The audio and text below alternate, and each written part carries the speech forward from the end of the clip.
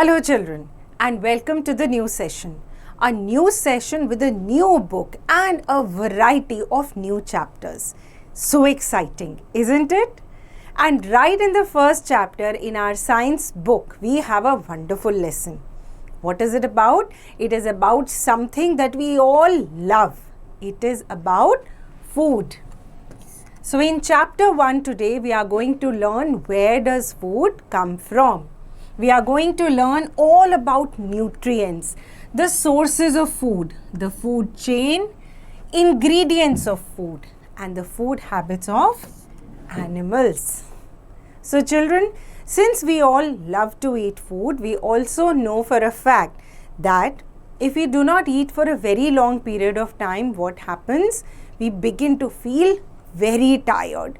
Our stomach begins to growl with hunger. So what are the functions of food in our body? It keeps us healthy and fit. Second, it provides us lots of energy to carry out vital activities. It helps in the growth and it helps in repairing and replacing of worn out tissues from our body, in healing our wounds. Now the food that we eat, children, comes from two main sources. It comes from plants and it comes from animals. We have been learning repeatedly in our junior classes that plants prepare their own food. Plants are the major source of food for human beings and other animals.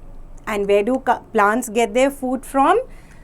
Through a process of photosynthesis. What is photosynthesis? So if we break the word into two, we get photo, which means light,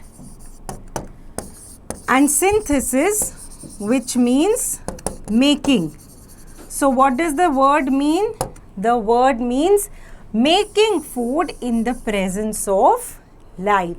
And do you remember what are the other ingredients that are needed to make food? They are carbon dioxide and they are water. So children, all plants prepare their own food. All green plants prepare their own food. And animals and human beings depend on plants for their food. Now let us understand animals as a source of food. The first thing that we are going to learn about today is honey. So what is honey? Honey is a sweet liquid that is formed by honeybees in their honeycomb.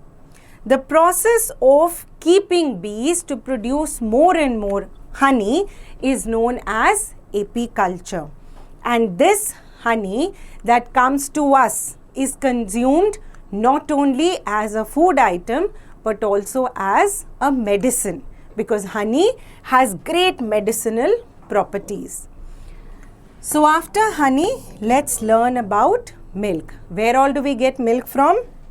Goats, cows and buffaloes.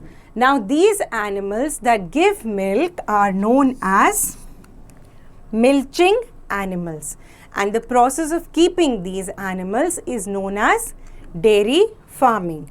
And as we can see in this picture, what all do we get from milk? These milk products are milk, curd, paneer and cheese. Now the next important source of protein in the human diet are eggs.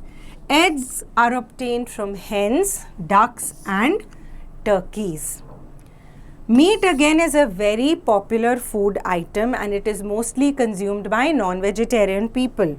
The chief sources are chicken, mutton and fish.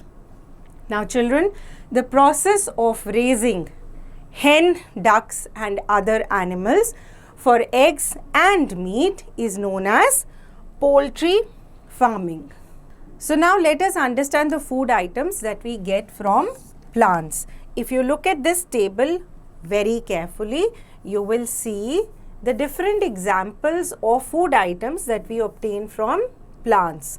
So we consume different parts of the plant. As you can see, roots as in case of radish, carrot and turnip, stem as in case of ginger, in case of sugarcane and potato.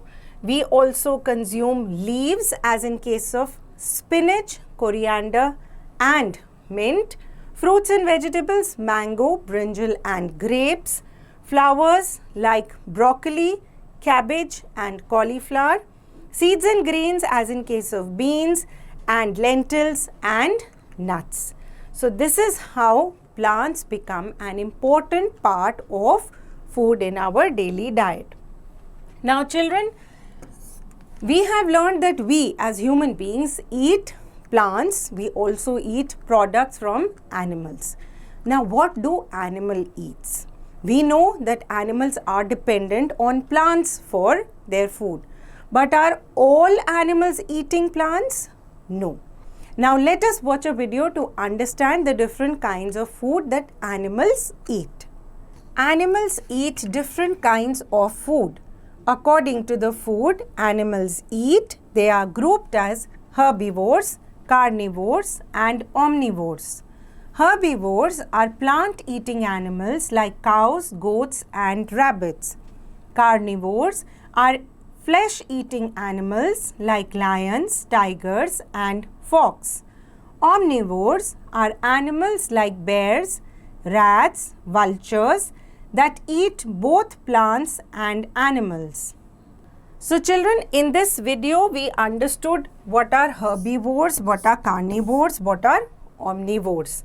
Now also what are scavengers? Scavengers like vulture and hyena, they feed on dead decaying animals, organisms. And there are parasites. These parasites like leech and tapeworm, they are small organisms which depend on other living organisms for food. The examples of parasites in human beings are lice, which stick to your hair and they suck your blood. So they basically are deriving their nourishment from our body or the host body. So host is any organism on which the parasite is living. So we have understood till now that plants prepare their own food. Then the animals depend on the plant. So this grasshopper depends on grass. The frog consumes the grasshopper.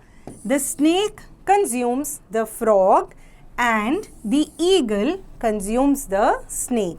So what is this happening? This is becoming a chain where the base is a plant which is consumed by a smaller organism and eventually bigger organisms are consuming the smaller organisms. So what is this called, children?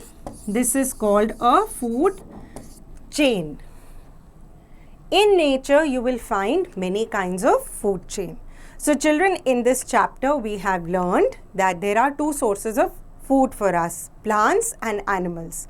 We have learned that animals obtain food from plants as well as different animals, and in case of scavengers, even dead organisms. It is now time for you now to attempt the question answers at the back and understand whether you have thoroughly understood the chapter or not. Thank you.